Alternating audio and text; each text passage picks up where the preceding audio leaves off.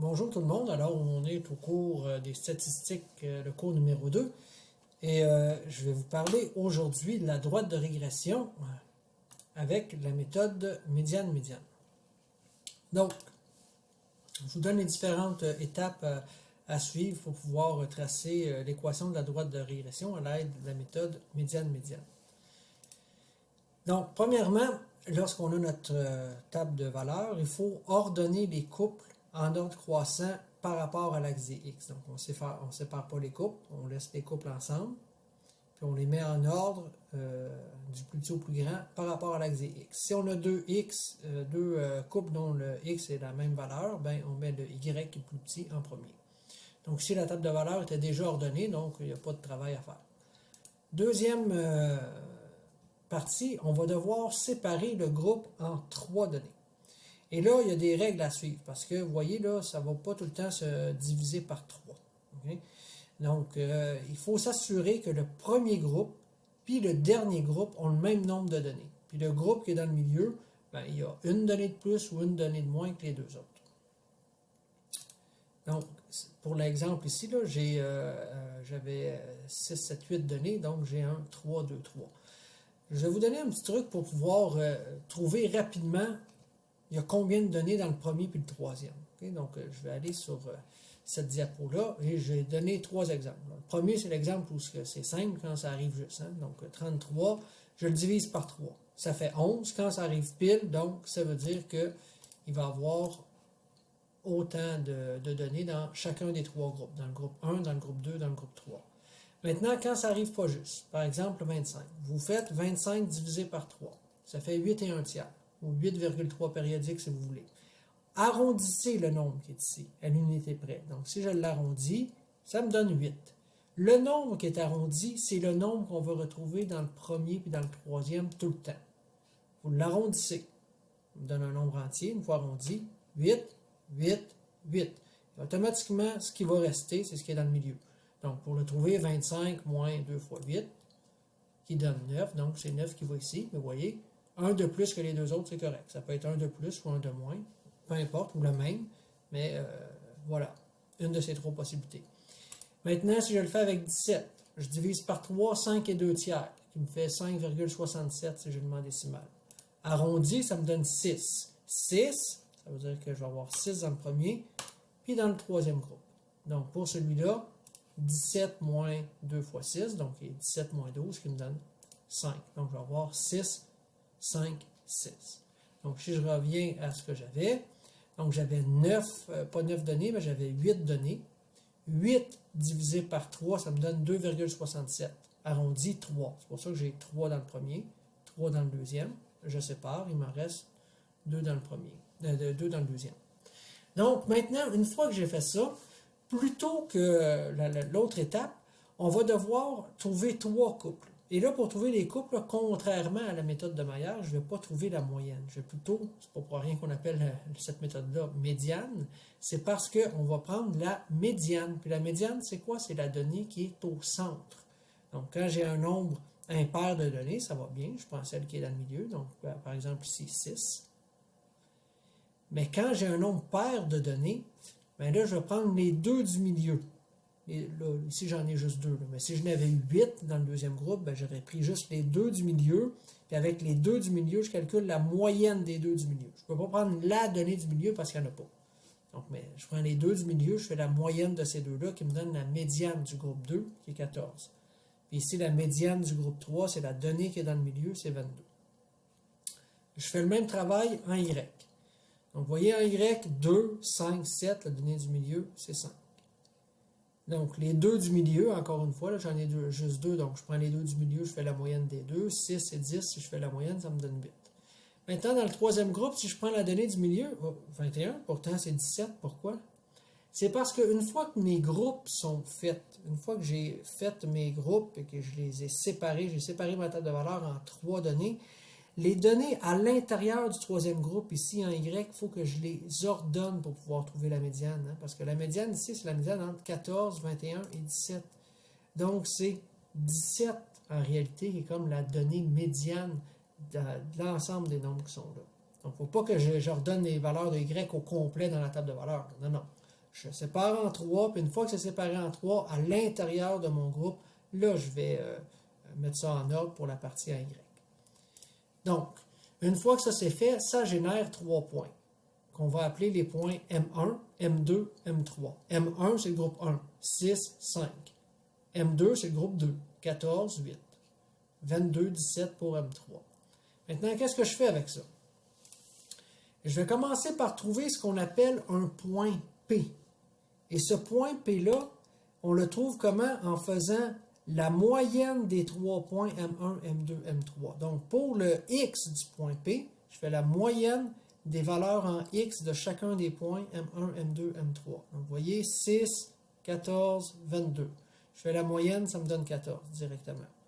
Ensuite, en Y, 5, 8, 17. 5 plus 8 plus 17, tout ça divisé par 3, ça me donne 10 piles. Donc, mon point P, ses coordonnées sont 14,10. Maintenant, la droite de régression médiane-médiane, dans le plan cartésien, là, je vais vous la montrer graphiquement, puis après ça, on fera le calcul pour trouver son équation. Mais c'est une droite dont le taux de variation est trouvé à l'aide des points M1 et M3. Donc, vous voyez, M1, M3, je les ai placés ici, puis on a tracé une droite. Mais ce n'est pas celle-là, la droite médiane-médiane, non. La droite médiane-médiane, c'est une droite qui va être parallèle à cette droite-là, puis qui passe par le point P. OK? Donc, maintenant, certaines personnes vont me dire, OK, je comprends M1, M3, ça me permet de trouver le taux de variation. Le point P, c'est ce qui vient un peu moduler, qui va me permettre de trouver la valeur initiale, mais M2, il sert à quoi? On a l'impression qu'M2, il sert à rien, mais non, c'est pas vrai. M2, il sert à quelque chose. Il sert à trouver le point P. Hein? Donc, il y a un rôle un peu plus discret, mais c'est utile. Donc, maintenant, algébriquement, comment est-ce qu'on fait pour trouver l'équation? Donc, je vais utiliser M1 et M3 pour trouver le taux de variation. Donc, Y2 moins Y1 sur X2 moins X1. Avec M1 puis M3. Donc, 17 moins 5 sur 22 moins 6. Qui me donne 0,75.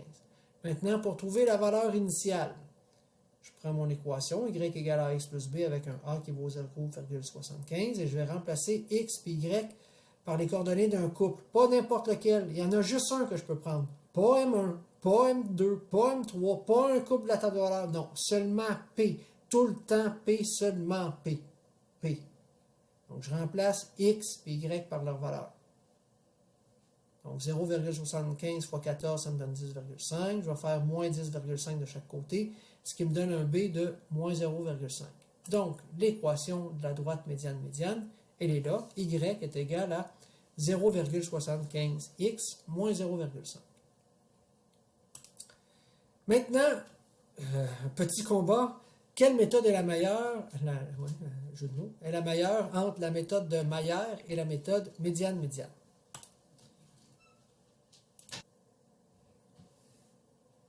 Donc, quelle est la meilleure méthode à prendre entre la méthode de Mayer et celle de médiane-médiane? Bien, ça dépend. Donc, si on a à le calculer à la main, lorsqu'on va prendre la méthode de Mayer, s'il y a beaucoup de données, mais là, calculer la moyenne, là, ça peut être vraiment, vraiment, vraiment long. Donc, on est mieux dans ce temps-là de prendre la méthode médiane-médiane.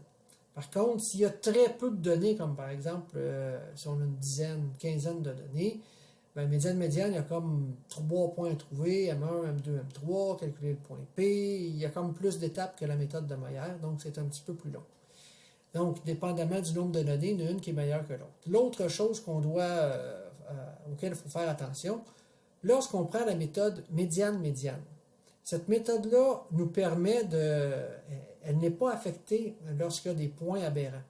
Parce qu'une donnée aberrante, même si c'est une donnée qui est très très loin, nous, ce qu'on prend, c'est la médiane, donc c'est pas affecté. Mais si on prend la méthode de Mayer, on prend la moyenne et on prend la moyenne de toutes les données. Donc, si on a un point aberrant, ce point aberrant-là va venir affecter la moyenne.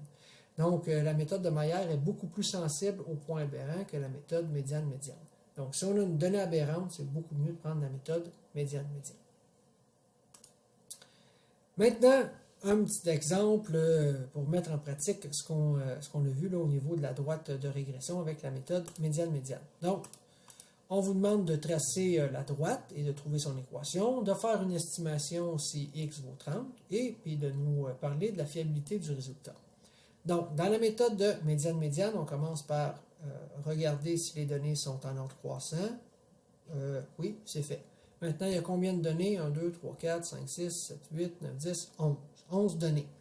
Donc, je vais faire des groupes de combien? Rappelez-vous, on divise par 3. 11 divisé par 3. Bon, ça fait 3,67. Donc, environ 4 si on arrondit. Donc, ça va me faire, le premier groupe va être à 4. 1, 2, 3, 4. Je mets une barre. Puis l'autre, 1, 2, 3, 4. Je mets une barre. Donc, dans le milieu, il me reste combien de données? 3. 4, 3, 4. Oui, ça marche. Le premier puis le troisième en ont le même nombre. Celui dans le milieu, une différence ou le même nombre. Oui, c'est le cas. Je ne me suis pas trompé. Maintenant, on va aller trouver la médiane de chacun des groupes. Donc, dans le premier ici, là, vous voyez, dans mon groupe 1 en Y, je dois mettre les termes ici dans le bon ordre, là, 10, 11, avant d'aller trouver la médiane. Donc, là, je commence par trouver la médiane en X. Donc, vu que c'est un nombre pair de données, là, je prends juste les deux du milieu. 14 et 17, je fais la moyenne des deux, ça fait 15,5. Même chose en Y, je vais prendre la moyenne des deux du milieu, ça me fait 10,5. Dans le deuxième groupe, bon, en X, je prends le 22. Il y a la donnée du milieu. En Y, regardez, là, attention, il va falloir que je mette ça dans le bon ordre. Hein? Donc, 9, 13, 15. Et la donnée du milieu, là, c'est 13. Maintenant, le dernier, en Y, vous voyez ici, le 16 et le 14, il faut les ordonner comme il faut. 14, 16, 18, 19. Maintenant, je peux trouver la médiane. Donc, dans le groupe des X, les deux du milieu, c'est 29 et 29. Donc, la moyenne de ces deux-là, pas trop compliqué, évidemment, c'est 29. Et les deux ici, entre 16 et 18, la moyenne, c'est 17. Donc, ça génère mes trois couples. Hein? M1, 15,5, 10,5. M2, 22,13. M3, 29,17.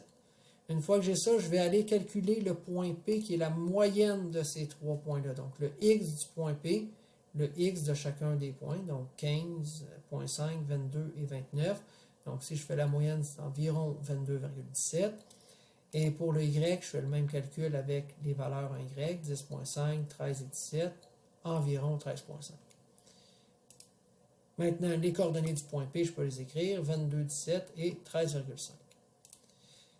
Maintenant, je vais trouver le taux de variation de la droite que je cherche et ce taux de variation-là doit être trouvé à l'aide des points M1, M3. C'est pour ça que j'ai écrit le taux de variation de M1 avec M3. Absolument ces deux points-là pour trouver le taux de variation. Y2 moins Y1 sur X2 moins X1. Donc 17 moins 10,5 sur 29 moins 15,5. Et ça donne environ 0,48. Donc, je sais que je vais avoir Y est égal à 0,48x plus B avec un couple.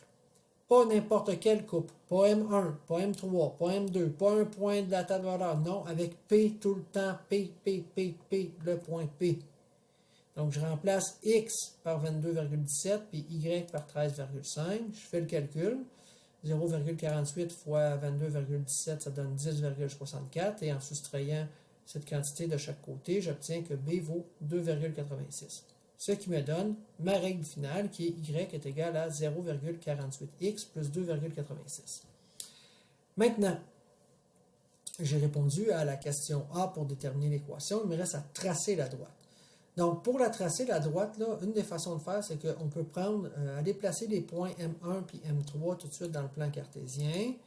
Se tracer une droite en pointillé parce que ce n'est pas la droite qu'on cherche. Là. La droite qu'on cherche, c'est une droite qui va être parallèle à celle-là, qui passe par le point P. Donc, le point P, je peux venir le placer dans le plan cartésien. Puis là, ma droite avec ma règle, là, vous allez glisser votre règle avec la même inclinaison pour la faire passer par le point P. Et ça, cette droite-là, c'est la droite de régression. Maintenant, la question B. Trouver la valeur de Y si X vaut 30. Donc, si X vaut 30, je prends ma règle, je remplace X par 30, puis je fais le calcul. Bon, pas très compliqué. Fois 30, ça me donne 0,48 fois 30, ça me donne 14,4, plus 2,86, ce qui me donne 17,26. Donc, mon résultat est fait. Donc, deuxième étape, pas deuxième étape, mais plutôt troisième question à répondre. Ce résultat est-il fiable? Pour savoir si c'est fiable, j'ai deux éléments à regarder. Premièrement, je dois regarder le coefficient de corrélation. Et ça, on va le trouver en prenant la méthode du rectangle. Hein? Donc, on se fait une droite à peu près au milieu du nuage au point pour se donner l'allure de mon rectangle. Là, je vais tracer le plus petit rectangle possible, mais qui inclut tous les points. Là, je vais regarder mon rectangle qui est là. Est-ce que ça me donne un coefficient positif ou négatif? C'est positif parce que le nuage de points s'en va de façon croissante. Donc, je sais que mon coefficient va être positif. Maintenant, pour trouver la formule comme telle, pour trouver la valeur, j'ai utilisé cette formule-là. Et là, je dois trouver la mesure du petit côté, la mesure du grand. Donc, la mesure du petit, en mesurant, là, ça me donnait 3,5 cm. L'autre, le grand, 10,6. Puis, je fais le calcul. 1 moins 3,5 divisé par 10,6, si vous faites le calcul, ça donne 0,67. Donc, j'ai un premier élément de fiabilité pour mon 0,67. Maintenant, si je veux parler d'interpolation et d'extrapolation, si je fais une prédiction avec un x qui vaut 30, donc 30 ici, ça c'est 12, ça fait 14, 16, 18, 20, 22, 24, 28, 30. 30 est ici. Donc la droite de régression on passe à peu près dans le milieu. Donc on voit ici que la prédiction, c'est une prédiction qui se fait à l'intérieur du rectangle, qui est ici. Donc, vu que ça se fait à l'intérieur du rectangle, je suis en présence d'une interpolation, et ça, c'est beaucoup plus fiable qu'une extrapolation. Donc, j'ai maintenant analysé les deux éléments de fiabilité. Je peux donner la réponse sur cette fiabilité-là. Donc, je veux dire que le résultat est moyennement fiable parce que lorsque vous avez un coefficient de corrélation de 0,67, on dit que la relation est d'intensité moyenne. Donc, c'est moyennement fiable. Puis de plus, il s'agit d'une interpolation, donc c'est plus fiable que si c'était une extrapolation. Une extrapolation, là, on dirait, OK, attention, là. On ne sait pas si le nuage de points continue dans la même direction avec la même tendance. Mais là, une interpolation, beaucoup plus fiable. Voilà. Alors, c'est tout. Je vous remercie beaucoup de votre attention et bonne journée.